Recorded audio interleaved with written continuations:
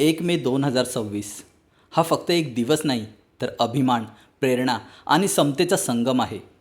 आजच्या या खास दिवशी आपण साजरा करतोय महाराष्ट्र दिन, कामगार दिन आणि पवित्र बुद्ध पौर्णिमा.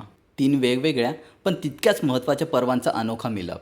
एक बाजूला 1960 साली स्थापन झालेल्या आपल्या अभिमानाच्या महाराष्ट्राचा गौरव, तर दुसऱ्या बाजूला कष्टकरी कामगारांच्या संघर्षाचा सलाम करणारा दिवस. आणि त्याचवेळी भगवान गौतम बुद्धांच्या शांतता, करुणा आणि समतेच्या संदेशाची आठवण करून देणारी बुद्ध पौर्णिमा. मग विचार करा, एकाच दिवशी इतिहास, संघर्ष आणि अध्यात्म यांचा असा संगम किती शक्तिशाली असेल. या व्हिडिओमध्ये आपण जाणून घेणार आहोत महाराष्ट्र दिन, कामगार दिन आणि बुद्ध पौर्णिमेचे आध्यात्मिक महत्त्व. कधी विचार केला आहे का, जर डॉक्टर बाबासाहेब आंबेडकर नसते तर आज कामगार हा शब्द सन्मानाने उच्चारला गेला असता का? किंवा अजूनही कामगार म्हणजे फक्त मजूरच म्हणून पाहिलं गेलं असतं? 1 मे फक्त एक तारीख नाही, हा दिवस आहे त्या लाखो हातांचा जे स्वतःचा घाम गाळून देश उभा करतात.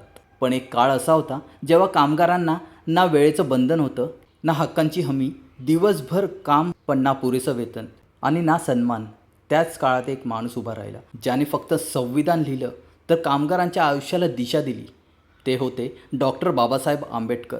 त्यांनीच भारतात 8 तास कामाचा नियम लागू केला, कामगारांना हक्क दिले आणि त्यांना माणूस म्हणून जगण्याचा अधिकार दिला. आज आपण 1 मे साजरा करतो, पण हा दिवस फक्त सुट्टी नाही, हा दिवस आहे त्या प्रत्येक कामगाराचा जो उन्हात, पावसात, थंडीत कधीच थांबत नाही. तो शेतात असो, कारखान्यात असो किंवा रस्त्यावर असो, त्याचा घाम आपल्या आयुष्याला आकार देतो. म्हणूनच आज तुम्ही 1 मे साजरा करत असाल तर फक्त एकच गोष्ट लक्षात ठेवा, कामगार हा फक्त एक वर्ग नाही, तो आपल्या देशाचा खरा निर्माता आहे आणि त्याच्या सन्मानातच आपला खरा अभिमान दडलेला आहे.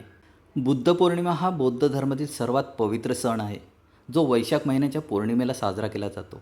या दिवशी गौतम बुद्धांचा जन्म लुंबिनी येथे, ज्ञानप्राप्ती बोधगया आणि महापरिनिर्वाण कुशीनगर या 3ही अत्यंत महत्त्वाच्या घटना घडल्या होत्या. म्हणूनच या दिवसाला अनन्यसाधारण महत्त्व आहे.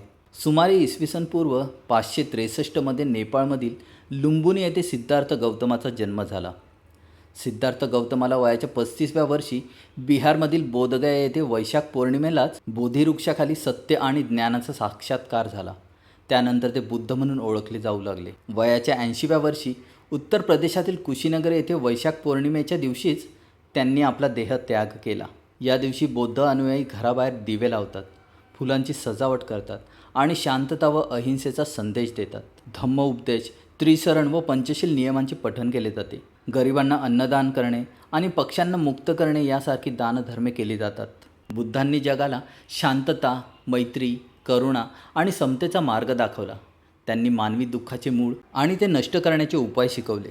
थोडक्यात बुद्ध पौर्णिमा हा केवळ जयंती उत्सव नसून तो भगवान बुद्धांच्या जीवन आणि विचारांच्या पवित्र स्मृतींचा उजाळा करणारा दिवस आहे.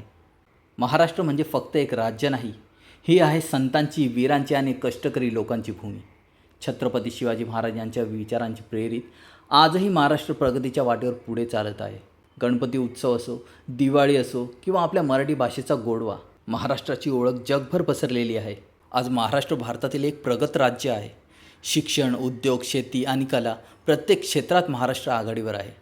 मुंबई भारताची आर्थिक राजधानी, तर पुणे शिक्षण आणि IT हब. हा आहे आपला आधुनिक आणि ताकदवान महाराष्ट्र.